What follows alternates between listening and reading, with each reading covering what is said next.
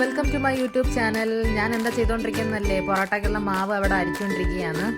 അരിച്ചു വെച്ചിരിക്കുന്ന മൈദ മാവിലോട്ട് 2-3 ടീസ്പൂൺ പഞ്ചസാരയും ആവശ്യത്തിനുള്ള ഉപ്പും പിന്നെ 2 മുട്ടയും വെള്ളവും കൂടി ചേർത്ത് നല്ലതുപോലെ ഒന്ന് കുഴച്ചെടുക്കണേ.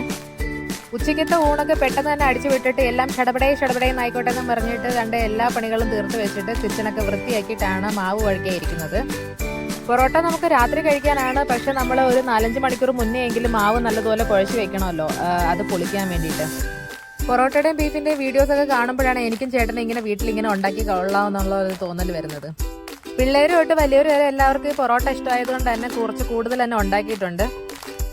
ഉച്ച സമയം ആയതുകൊണ്ട് എല്ലാവരും ഊണൊക്കെ കഴിഞ്ഞിട്ട് പോയി കിടന്ന് ഉറങ്ങുന്ന സമയത്തിനാണ് എൻ്റെ ഈ കുഴയിൽ പരിപാടി. ഈ മാവ് കുഴയ്ക്കുന്നതിലാണ് നമ്മുടെ പൊറോട്ടയുടെ സോഫ്റ്റ്നെസ് ഇരിക്കുന്നത്. അപ്പം നല്ലതുപോലെ ഇടിച്ച് കുഴച്ച് അങ്ങോട്ട് എടുക്കണം.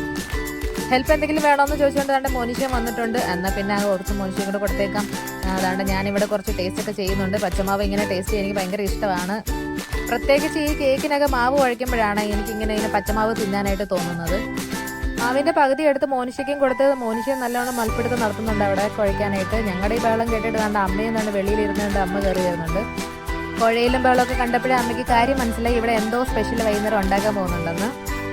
മാവ് കുഴച്ചിട്ട് അതിനെ നല്ലതുപോലെ ഇങ്ങനെ റോളാക്കി എടുത്തിട്ട് പിന്നെ ഒന്നുകൂടെ നടുവെന്നും ചെവിടുന്നും ഒക്കെ നല്ലതുപോലെ ഇങ്ങനെ എടുത്ത് കുഴച്ചെടുക്കണം, എന്നാലേ അതിൻ്റെ പരുവാവത്തുള്ളൂ. ഇവിടെ ഞങ്ങൾ 2 ടൈപ്പ് പൊറോട്ടയാണ് ഉണ്ടാക്കുന്നത്, വെജ് പൊറോട്ടയും നോൺ വെജ് പൊറോട്ടയും. അതായത് ഒന്നിനകത്ത് മുട്ട ചേർത്തതും ഒന്നിനകത്ത് മുട്ട ചേർക്കാത്തതും. മുട്ട ചേർക്കാത്തത് ഞങ്ങൾ അത് മൈദ മാവിലല്ല ഗോതമ്പ് മാവിലാണ് ഉണ്ടാക്കിയിരിക്കുന്നത്.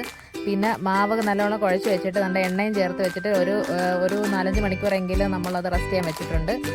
ജോലിയൊക്കെ കഴിഞ്ഞ് വൈകുന്നേരം ആയപ്പോഴത്തേക്ക് ചേട്ടൻ വീട്ടിലെത്തി. ഇനി അടുത്ത കുഴക്കലും മറിക്കലും ഒക്കെ ചേട്ടൻ്റെ ടാസ്ക്കാണ്. ഇടിച്ച് പരത്തി കുഴച്ച് മറച്ചെടുത്തിട്ടുണ്ട് ചേട്ടൻ അവിടെ. വൈകുന്നേരം ആയപ്പോഴത്തേക്ക് നമ്മുടെ മാവൊക്കെ നല്ലതുപോലെ സോഫ്റ്റ് ആയിട്ടുണ്ട്, ഒന്ന് പുളിച്ച് വന്നിട്ടുണ്ട്. ഇനി നമുക്ക് കുഴയ്ക്കാനായിട്ടും ഉണ്ടാക്കാനായിട്ടൊക്കെ എളുപ്പമായിരിക്കും. വേറെ പണിയൊന്നും കിട്ടിയില്ലെങ്കിൽ പൊറോട്ട ഉണ്ടാക്കി ജീവിക്കാമെന്ന് പറഞ്ഞ് ഡയലോഗ് അടിച്ചുകൊണ്ട് കുഴച്ച് മറിച്ച് വെക്കുകയാണ് ചേട്ടൻ അവിടെ. അടുത്ത പൊറോട്ടയ്ക്കുള്ള കറി ഉണ്ടാക്കാനുള്ള തയ്യാറെടുപ്പിലാണ് ഞാൻ. അപ്പോഴാണ് ചേട്ടൻ തുടയ്ക്കാനുള്ള തുണി എന്തെങ്കിലും തരുമോ എന്ന് ചോദിച്ചത്. അപ്പോൾ ഞാൻ എൻ്റെ ഉടുപ്പെടുത്ത് കൊടുത്തു.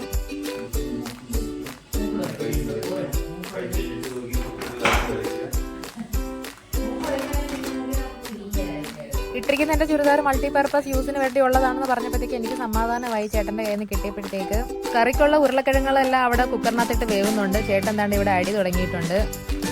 ചേട്ടൻ്റെ പൊറോട്ട അടി കണ്ടു കഴിഞ്ഞാൽ നാട്ടിൽ എവിടെയോ ചായക്കട നിന്ന് മുൻപരിചയമുള്ള എക്സ്പീരിയൻസ് ഉള്ളതുപോലെ തോന്നിക്കും. പക്ഷേ ഒരു എക്സ്പീരിയൻസും ഇല്ല. ഇടയ്ക്കിടയ്ക്കൊക്കെ ഇങ്ങനെ വീട്ടിലുണ്ടാക്കിയാണ് ഇങ്ങനെയൊക്കെ പഠിച്ചെടുത്തത്. മാവിനെ നല്ലതുപോലെ നൈസായിട്ട് ഇങ്ങനെ അടിച്ച് പരത്തി എടുത്തിട്ട് നടുക്കത് ഇങ്ങനെ കീറിയിട്ട് ഉണ്ടയായിട്ട് ഇങ്ങനെ ചുറ്റിച്ച് വെച്ച് കൊടുക്കണം. എണ്ണയും നല്ലതുപോലെ തേച്ച് കൊടുക്കണം. ഇതിനകത്തോട്ട് ഡാൽഡയാണ് തേക്കേണ്ടത്. പക്ഷേ ഞങ്ങളിവിടെ കുറച്ച് ഹെൽത്തി ആയിക്കോട്ടെ എന്ന് വിചാരിച്ചിട്ട് എണ്ണയാണ് ചേർത്ത് കൊടുത്തിരിക്കുന്നത്. ഡാൽഡയൊക്കെ തണുപ്പ് സമയത്ത് വയറ്റിൽ പോയാൽ അതുപോലെ തന്നെ കട്ട പിടിച്ചോണ്ടിരിക്കും. കറിക്കുള്ള ഉള്ളിയൊക്കെ ഞാൻ അവിടെ തൊലിച്ചെടുക്കുന്നുണ്ട്. വൈകിട്ടത്തെ ചായ കുടിച്ചതിൻ്റെ പാത്രങ്ങളെല്ലാം അവിടെ നിറഞ്ഞവരെ ഇരിക്കൊണ്ട് ഇനി പൊറോട്ട ഇടയെല്ലാം കഴിഞ്ഞിട്ട് ഇനി പാത്രം കഴുകിയെടുക്കാമെന്ന് വിചാരിച്ച് പാള പോലെ മാവ് താണ്ടോ ഇങ്ങനെ വലിച്ച് കീറി ചേട്ടൻ ഇവിടെ വെച്ചിട്ടുണ്ട്. ഇനി നമുക്ക് നടുക്കുന്ന ഇങ്ങനെ കീറി വെച്ച് കൊടുക്കുക. അതിനെ ഒന്ന് കീറി വെച്ച് മാവ് നമുക്ക് ഇങ്ങനെ ചുറ്റിച്ച് ഇങ്ങനെ എടുത്ത് കൊടുക്കാം. റോസാപ്പൂ പോലെ ഒന്ന് ചുറ്റിച്ച് വെച്ചിരിക്കുന്ന മാവ് കണ്ടപ്പോൾ എനിക്ക് എല്ലാം റോസാപ്പൂ പോലെയാണ് തോന്നിയിരിക്കുന്നത്. പൊറോട്ടയൊക്കെ ഉണ്ടാക്കുന്നതിന് മുന്നേ തന്നെ നമ്മുടെ കിച്ചൺ ടോപ്പൊക്കെ നല്ലതുപോലെ ഒന്ന് ക്ലീൻ ചെയ്ത് എടുത്തേക്കണം. കാരണം നമ്മുടെ പണി മൊത്തം അതിൻ്റെ മണ്ടയിലായിരിക്കും ചെയ്യുന്നത്.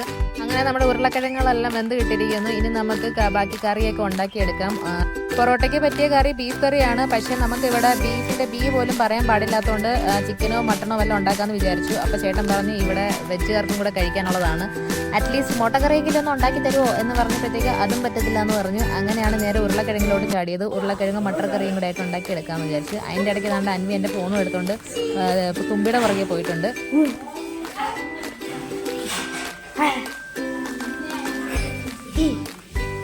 പൊറോട്ടയുടെ മണം അടിച്ചിട്ടാണോ ഈ തുമ്പി വരെ വീട്ടിനകത്തോട്ട് കയറി വന്നതെന്ന് അറിയാൻ വയ്യ. ഇനി നമ്മുടെ റോസാപ്പൂ മാവ് ഓരോന്ന് കൈ വെച്ചിട്ട് ഇങ്ങനെ അങ്ങോട്ട് പരത്തി കൊടുത്തിട്ട് താണ്ടെ നമ്മുടെ നോൺ സ്റ്റിക്ക് പാനിലോട്ട് ഇട്ടിട്ട് അങ്ങോട്ട് ചുട്ടെടുത്ത് കൊടുക്കാം. ഇനി അതിന് മുന്നേ കുറച്ച് ചുട്ടെടുത്ത് വെച്ചിട്ടുണ്ടായിരുന്നു പൊറോട്ട. അത് നല്ലതുപോലെ ചൂടോടെ കൈ കൊണ്ട് ഇങ്ങനെ അടിച്ച് ചേവിടിയാക്കി കൊടുക്കണം. എന്നാലേ അതിനുള്ള സോഫ്റ്റ്നെസ് ഒരു മയമൊക്കെ കിട്ടത്തുള്ളൂ.